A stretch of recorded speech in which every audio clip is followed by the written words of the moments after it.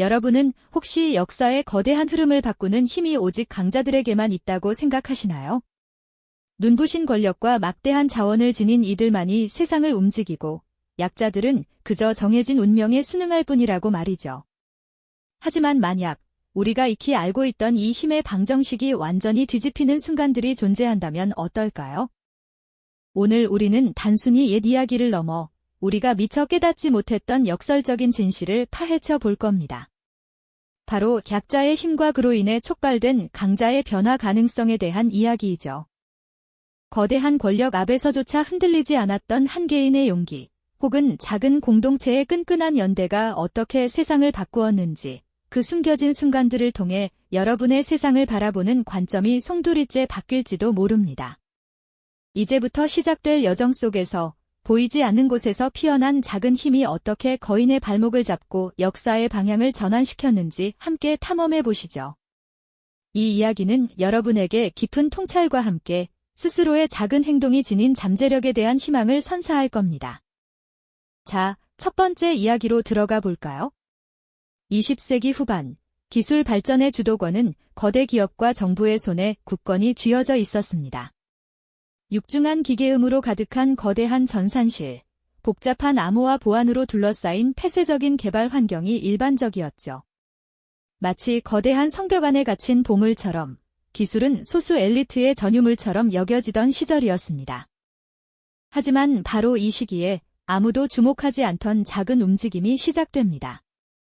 이름 없는 개인 개발자들과 소규모 커뮤니티가 바로 그 주역이었죠. 그들은 각자의 작은 방 한 구석, 키보드 위를 바쁘게 움직이는 손길로 오픈소스라는 새로운 씨앗을 뿌리기 시작했습니다. 이들은 자신들이 만든 코드를 독점하려 하지 않고 오히려 세상과 공유하며 함께 발전시키려는 파격적인 시도를 했죠. 초기에는 그저 비주류 혹은 취미 활동 정도로 치부되며 거대 기업들의 비웃음을 사기도 했습니다. 거대한 기업의 로고가 박힌 화려한 소프트웨어와 대비되어 오픈소스 프로젝트들은 단순하고 소박한 아이콘으로 존재감을 드러냈을 뿐이었습니다. 하지만 바로 이 공유와 협력이라는 약해 보였던 가치가 주류의 독점과 경쟁이라는 견고한 성벽에 균열을 내기 시작합니다. 수많은 개발자들이 온라인상에서 국경을 넘어 코드를 공유하고 서로의 아이디어를 토론하며 끊임없이 개선해 나가는 추상적인 네트워크가 형성되었죠.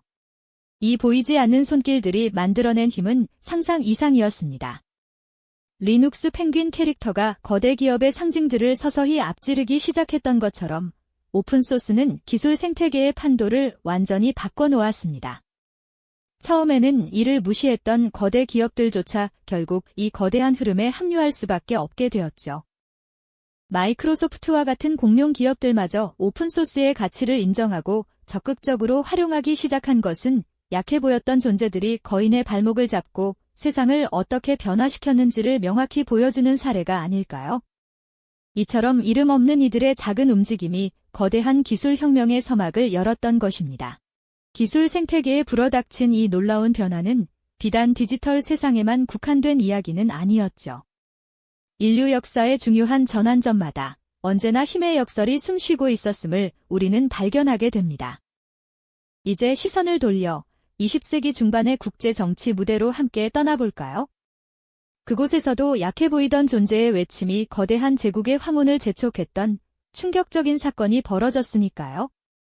1956년 세계 경제의 동맥과도 같았던 수에즈 운하를 둘러싸고 전운이 감돌기 시작했습니다.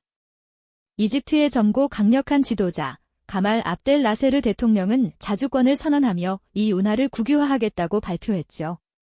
거대한 선박들이 유유히 오가는 수에즈 운하를 내려다보는 나세르의 눈빛에는 식민 지배의 잔재를 완전히 걷어내려는 단호한 의지가 담겨 있었습니다. 하지만 이 결정은 과거의 영광에 사로잡혀 있던 두 강대국, 영국과 프랑스의 심기를 건드렸습니다. 그들은 수에즈 운하의 경제적, 전략적 이권을 자신들의 전유물로 여겼거든요.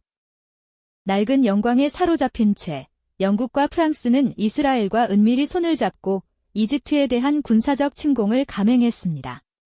전차들이 사막을 가로지르고 전투기들이 이집트 상공을 뒤덮는 그야말로 구시대적인 제국주의적 침략의 양상이었죠. 마치 거대한 사자들이 작은 쥐를 밟아버리려는 듯한 모습이었습니다. 하지만 이들의 오만하고 성급한 행동은 뜻밖의 역풍을 맞게 됩니다. 냉전 시대의 두거인 미국과 소련이 이 사태에 개입하면서 국제 정세는 급변하기 시작했거든요. 미국과 소련은 과거의 식민주의적 행태가 세계 평화를 위협하고 자국의 영향력 확대에 방해가 된다고 판단했습니다. 유엔 본부에서는 긴급회의가 소집되었고 전 세계 외교관들의 심각한 표정 속에서 강대국들의 구시대적 침략에 대한 강력한 비난이 쏟아져 나왔습니다. 이집트 시민들 역시 거리로 뛰쳐나와 자신들의 주권을 지키기 위한 저항과 시위를 멈추지 않았습니다. 결국 영국과 프랑스는 예상치 못한 국제적 압력과 이집트의 끈질긴 저항에 직면하여 군대를 철수할 수밖에 없었죠. 당시 영국 수상이었던 앤서니 이드는 이 사태의 여파로 결국 사임하게 되는 등 강자의 오판이 얼마나 큰 대가를 치르게 하는지 여실히 보여주었습니다. 수에즈 위기는 단순한 지역 분쟁이 아니었습니다. 이 사건은 서구 열강이 주도하던 식민주의 시대가 마침내 종언을 고하고 새롭게 독립한 아프리카와 아시아의 약소국들이 국제 질서의 중요한 주체로 부상했음을 상징적으로 알리는 전환점이 되었습니다. 마치 작은 섬나라의 외침이 거대한 제국의 황혼을 재촉했던 것처럼 말이죠. 이제 국제사회는 더 이상 강대국의 일방적인 힘논리에만 좌우되지 않는 약소국의 주권과 목소리가 존중받는 새로운 시대로 나아가기 시작한 것입니다. 보잘것없어 보이던 이집트의 국유화 선언 하나가 거대한 역사의 물줄기를 돌려놓았던 셈이죠. 이처럼 세상은 작은 파장에도 흔들릴 수 있는 거대한 유기체와 같습니다. 우리는 이집트의 사례에서 약자의 용기 있는 행동이 단순히 저항을 넘어 강자의 운명을 바꾸고 세계의 흐름을 전환시키는 강력한 힘을 가질 수 있음을 깨닫게 됩니다. 거대한 권력에 맞서는 작은 목소리가 얼마나 큰 울림을 만들어낼 수 있는지, 그리고 그 울림이 어떻게 역사의 새로운 장을 열어젖히는지 목격한 것이죠. 수에즈 운하의 물길처럼 역사의 흐름 또한 예측할 수 없는 방향으로 흘러갈 수 있다는 진실을 보여준 사건이었습니다.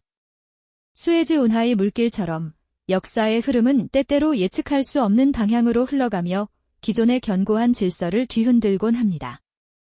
그렇다면 이번에는 거대한 사회 시스템의 불의 앞에서 한 개인의 작은 용기가 어떻게 굳건한 벽을 허물고 거대한 변화의 물결을 일으켰는지 함께 살펴볼까요?